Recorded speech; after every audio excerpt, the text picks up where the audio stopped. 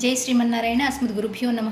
శ్రీమన్నారాయణీయం 22వ దశకం అజామిళోపాఖ్యానం. ఇందులో అజామిళుడు అని పిలువబడేటటువంటి బ్రాహ్మణోత్తముడు మొదట గృహస్థు ఆశ్రమంలో బుద్ధిగా ఉన్నటువంటి వాడై ఒక కులట స్త్రీని చూసి మోహింపబడి అట్లాగే ఎలా పతన స్థితి నుండి మళ్ళా భగవంతుని యొక్క పాదాలను చేరుకున్నాడు, భక్తుడయ్యాడు అనేటటువంటి విషయాల్లో తెలియజేస్తూ ఉన్నారు అజామిళోపాఖ్యానంగా.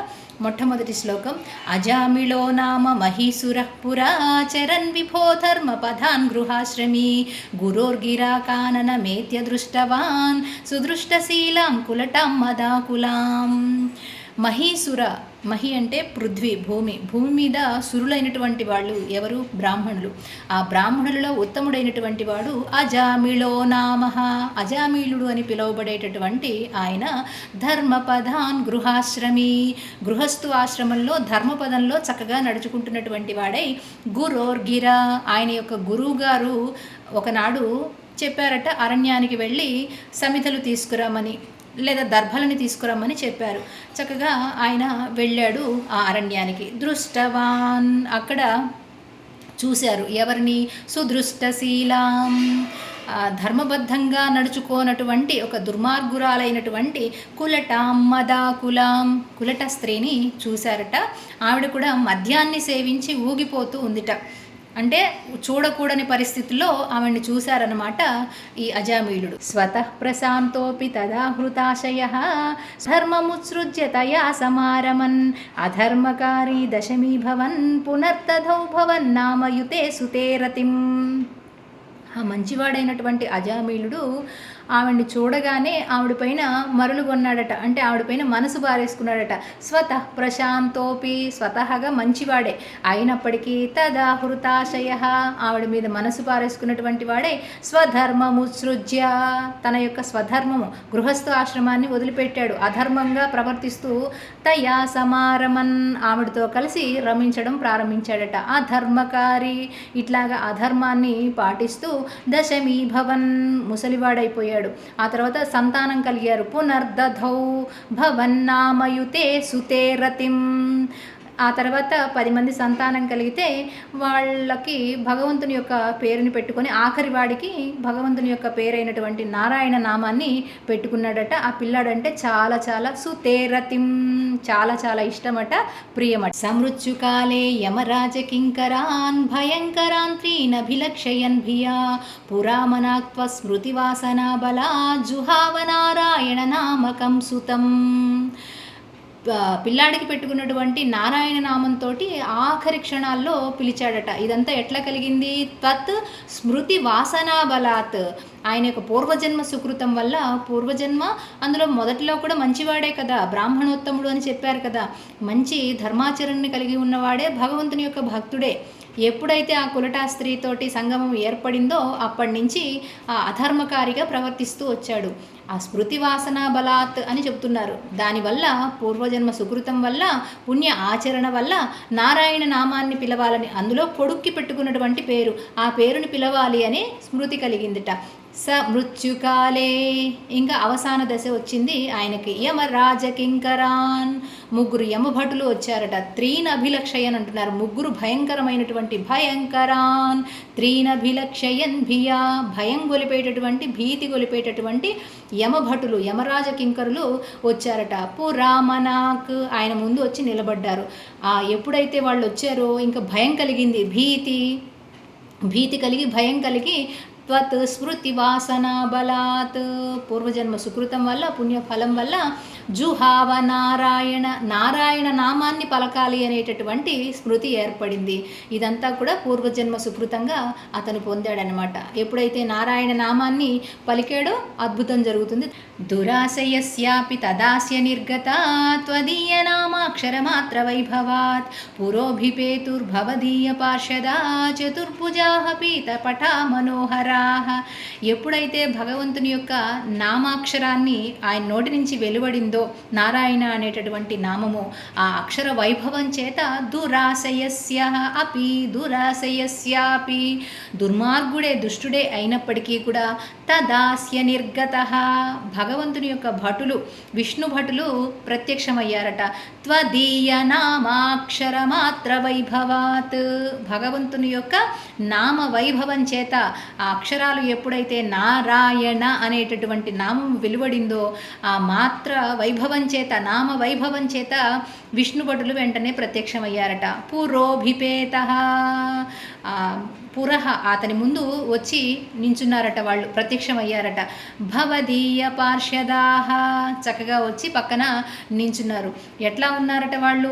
చతుర్భుజాహ, శంఖచక్ర గదా పద్మాలతోటి భగవత్ స్వరూపాన్ని పోలినటువంటి స్వరూపంతో నీలమేఘఛాయతోటి, పీతపట మనోహరాహ, పీతాంబరాల్ని ధరించి, పసుపు వస్త్రాల్ని ధరించి చక్కగా మనోహరంగా ఉన్నారట. అముంచ సంపాస్య వికర్షతో భటాన్ విముంచతేత్యారురు దుర్బలాదమి నివారితస్తే చ భవజ్జనైస్తదా తదీయ పాపం నిఖిలం న్యవేదయన్. నిఖిలం న్యవేదయన్, అంతా కూడా ఇతను చేసినటువంటి దుర్మార్గపు చేష్టితాలన్నీ కూడా చెప్పేశారట. ఎవరు? విష్ణు భటులకి ఈ యమభటులు చెబుతున్నారట. అముంచ సంపాస్య, ఆ అజామిళుని దగ్గరికి సంపాస్య చేరుకున్నటువంటి విష్ణు భటులు వద్దు వద్దు అని ఆపేశారు కదా యమభటులు, మీరు తీసుకువెళ్ళడానికి వీల్లేదు అని. భటాన్ విముంచతే, వద్దు అని ఆపేశారు, యమభటుల్ని తీసుకువెళ్ళనియలేదట.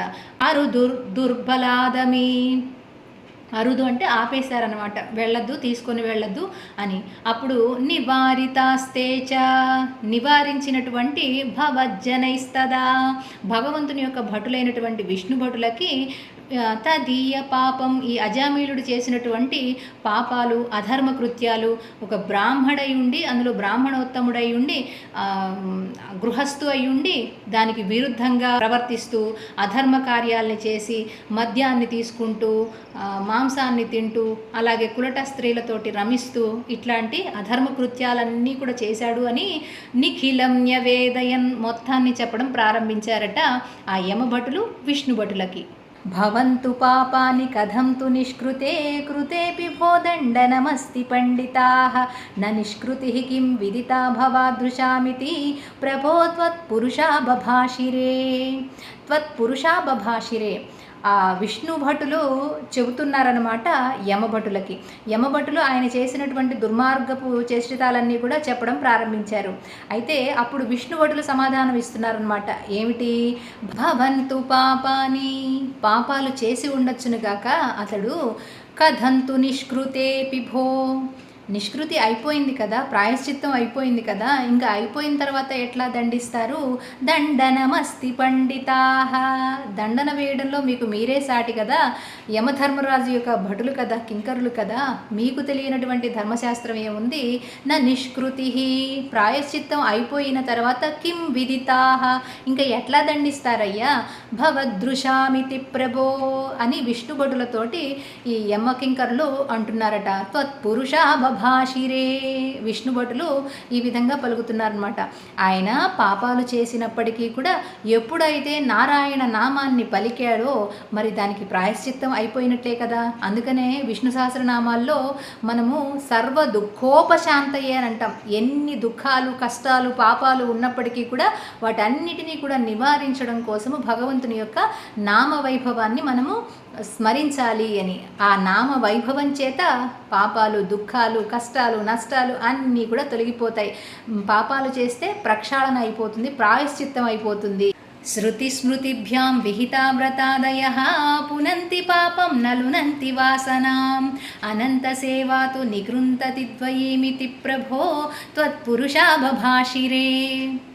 అయితే మనకి శాస్త్రాల్లో చెప్పబడినటువంటి మనుస్మృతిలో కానీ, యాజ్ఞవల్క్య స్మృతిలో కానీ, ఉపనిషత్తుల్లో, పురాణాలు వీటన్నిటిలో కూడా చేసినటువంటి పాపాన్ని ఎట్లా ప్రాయశ్చిత్తం చేసుకోవాలనేటటువంటిది ఉంది. కానీ జన్మ వాసనలు అనేటటువంటివి పోవు, అవి ఎప్పుడు కూడా వెంట వస్తూనే ఉంటాయి. అయితే ఎప్పుడైతే నారాయణ నామాన్ని మనం ఉచ్చరించామో అవి కూడా తొలగిపోతాయి అనేటటువంటి విషయాన్ని విష్ణుభటులు తెలియజేస్తున్నారనమాట యమకింకరులకి. శృతి స్మృతిభ్యాం, శృతులలోను స్మృతులలోను అంటే వేదాల్లో చెప్పబడినటువంటి విషయం ఏమిటంటే విహితా వ్రతాదయా, అక్కడ ప్రాయశ్చిత్తం చేసుకోవడానికి ఎన్నో వ్రతాలు తెలియజేయబడ్డాయి. అయితే వాటి ద్వారా పునంతి పాపం, పాపాలు తొలగిపోతాయి. కానీ నా లునంతి వాసనాం, జన్మవాసనలు అనేటటువంటివి పోవు. అనంత సేవ, ఆ అనంతుడైనటువంటి పరమాత్ముని సేవించడం ద్వారా, ఆయన్ని శరణాగతి వేడటం ద్వారా నిగృంతతి నిగృంతతి ద్వయీం ఇతి, అవన్నీ కూడా జన్మవాసనలు కూడా తొలగిపోతాయి. ఇతి ప్రభో త్వత్పురుష బభాషిరే, విష్ణు భటులు యమకింకరులకు తెలియజేస్తున్నారు. అనేన భోజన్మ సహస్రకోటిభిః కృతేషు పాపేష్వపి నిష్కృతిః కృతా యదగ్రహీన్నామ భయాకులో హరేః ఇతి ప్రభో త్వత్పురుష బభాషిరే. ఆఖరి క్షణాల్లో ఎప్పుడైతే ఆ హరినామస్మరణ చేశాడో, హరి అను రెండక్షరములు హరించును పాతకములు, అంబుజనాభా హరినీనామ మహత్యము తెలుపుతరమా అంటారు. ఆ హరినామ వైభవము ఇంత అంతా చేసినటువంటి పాపమంతా కూడా ప్రక్షాళన అయిపోయింది హరినామస్మరణ చేసేసరికే అని విష్ణు భటులు చెప్తున్నారనమాట. అనేన భోహో, ఎప్పుడైతే ఈ అజామిలుడు భగవంతుని యొక్క నామ ఉచ్చారణ చేశాడో, సహస్రకోటిభిః, కోటి జన్మల్లో చేసినటువంటి పాపాలన్నీ కృతేషు పాపేష్వపి, ఆ పాపాలన్నీ కూడా నిష్కృతి చేయబడ్డాయి. నిష్కృతి కృత, నిష్కృతి చేయబడ్డాయి. యదగ్రహీన్నామ భయాకులో హరేహే, యమకింకర్లు వచ్చేసరికి భయంతో, మృత్యు భయంతో ఎప్పుడైతే భగవంతుని యొక్క నామాన్ని హరినామాన్ని ఉచ్చరించాడో, ఇతి ప్రభో, ప్రక్షాళన చేయబడ్డాయి. ప్రభో తత్పురుష బభాషిరే అని విష్ణు భటులు చెప్తున్నారు. నృణామ బుద్ధ్యాపి ముకుంద కీర్తనం దహత్య గౌఘాన్ మహిమాస్య తాదృశః యథాగ్నిరేథాంసి యథౌషధం గదానితి ప్రభో త్వత్పురుష బభాషిరే. భగవంతుని యొక్క నామాన్ని పలికిన వెంటనే నృణాం బుద్ధ్యాపి, మనుషులందరూ కూడా, నృణాం అంటే మనుషుల చేత కీర్తించబడినటువంటి ముకుంద కీర్తనం, ముకుందుని యొక్క కీర్తనం ఏదైతే ఉందో నామ వైభవం చేత, దహత్య ఔఘాన్, ఔఘాన్, దహత్య గౌఘాన్, అఘము అంటే పాపములు, ఔఘాన్ అంటే సమూహాలు, పాపపు సమూహాలన్నీ కూడా దహతి దహింపబడతాయి. మహిమాస్య తాదృశః, ఆ నామ వైభవం చేత మహిమ చేత అవన్నీ కూడా తొలగించబడతాయి. ఎట్లా అయితే యథాగ్నిరేధాంసి, యథ అగ్ని, అగ్నిలో వేయబడినటువంటి రెల్లుగడ్డి ఉంటుంది కదా, అది ఏ విధంగా అయితే దహత్య దహింపబడుతుందో ఆ విధంగా. యథౌషధం గదాన్, గదాన్ అంటే రోగాలన్నమాట, రోగాలకి ఔషధం తీసుకుంటే ఎట్లయితే నివారించబడుతుందో ఆ విధంగా ఇతి ప్రభో, ఈ విధంగా పాపాలు దహింపబడతాయి, నిష్కృతి చేయబడతాయి అని ఇతి ప్రభో త్వత్పురుష బభాషిరే విష్ణు భటులు చెప్తున్నారు. ఇతీరితైర్యామ్య భటైరపాశ్రుతే భవద్భటానాం చ గణే తిరోహితే భవస్మృతిం కంచన కాలమాచరన్ భవత్పదం ప్రాపి భవద్భటైరసౌ. ఎప్పుడైతే ఇంకా ఈ విష్ణు భక్తులు ఇలా చెప్పారో, ఇంకా వాళ్ళు యమకింకరులు వెళ్ళిపోయారట. ఈ తీరితైర్యామ్య, ఈ విధంగా యమభటులు యామ్య భటైరపాశ్రుతే, యమభటులు యమకింకరులు వెళ్ళిపోయారు. భవద్భటానాం చ గణే తిరోహితే, తర్వాత భగవంతుని యొక్క భక్తులు కూడా తిరోహితే అంతర్ధానం అయిపోయారట. ఇంకా చావు అంచుల దాకా వెళ్ళొచ్చాడు కదా, ఇంకా బుద్ధి వచ్చింది. భవ స్మృతిం కంచన, భగవంతుని యొక్క స్మృతితోటి ఇంకా భగవంతుణ్ణి ఆరాధించడం, కాలమాచరన్, చాలా భక్తిగా ఆచరించుకుంటూ సేవించుకుంటూ ఉన్నాడట.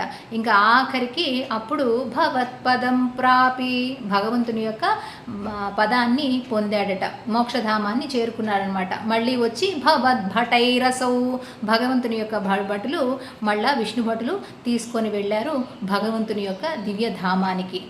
ఎప్పుడైతే ఈ యమకింకరులు వెళ్ళిపోయారో, వెళ్ళిపోయిన తర్వాత మరణపు అంచుల్ని చూసొచ్చాడు కదా, అప్పుడు బుద్ధొచ్చి ఏదో తెలియకుండా పలికితేనే ఇంత వైభవం కలిగింది భగవంతుని యొక్క నామం, ఇంకా తెలిసి పలికితే ఎంత అదృష్టం కలుగుతుందో అని ఇంకా భగవంతుణ్ణి ఆశ్రయించి అప్పటి నుంచి సేవించుకుంటూ ఉన్నాడట.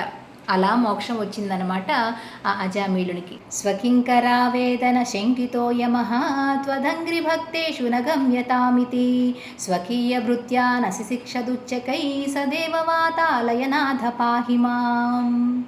ఎప్పుడైతే యమభటులు వెళ్ళి యమరాజు దగ్గర మొరని పెట్టుకున్నారో ఏమని, స్వామి మేము ఇట్లా వెళ్ళాము, కానీ ఎప్పుడైతే భగవంతుని యొక్క నామాన్ని ఉచ్చరించాడో పాపాలన్నీ నిష్కృతి చేయబడ్డాయని చెప్పేసి విష్ణుభటులు మమ్మల్ని ఇట్లా పంపించారు, ఆయన తీసుకురావడానికి వీలు లేకపోయింది అని మరి అప్పచెప్పారు కదా తీసుకురావాలని, అప్పచెప్పకుండా వచ్చినందుకు ఎక్కడ శిక్షిస్తాడో అని భయంతో వాళ్ళ వేదనంతా కూడా వెళ్ళగక్కారనమాట. అక్కడ స్వకింకరా వేదన, వాళ్ళ వేదనని అంతా కూడా విన్నటువంటి యమధర్మరాజు యమః యముడు త్వదంగ్రి భక్తేషు, భగవంతుని యొక్క భక్తులు ఎవరైతే ఉంటారో భగవంతుని యొక్క పాదాలను ఎవరైతే ఆశ్రయించి ఉంటారో వాళ్ళని నగమ్యతామితి, తీసుకురావాల్సినటువంటి అవసరం లేదు అని ప్రభురహమన్య నృణాం న వైష్ణవానాం, నృణానాం అంటే భక్తులు అనమాట, మనుష్యులు ఎవరైతే భగవంతుణ్ణి సేవించినటువంటి వాళ్ళు ఉంటారో భగవంతుని యొక్క పాదాలని ఆశ్రయించి ఉంటారో వాళ్ళకి, వాళ్ళ వైపుకి, వాళ్ళ జోలికి వెళ్ళకూడదు అని గట్టిగా స్వకీయ భృత్యాన్ తన యొక్క భృత్యులైనటువంటి సేవకులైనటువంటి యమకింకరులకి అసిశిక్షదుచ్చకై, గట్టిగా బుద్ధి చెప్పారట, గట్టిగా పాఠం చెప్పారట, వాళ్ళ జోలికి వెళ్ళకూడదని. సదేవ, ఇటువంటి అద్భుతాలను సృష్టించేటటువంటి, ఇంత మహిమలని చేసేటటువంటి హే భగవాన్ వాతాలయనాథ గురువాయూరప్పనే పాహిమాం, రక్షించవా అంటూ ఈ దశకాన్ని సంపూర్ణం చేస్తున్నారు నారాయణ భట్టతిరి.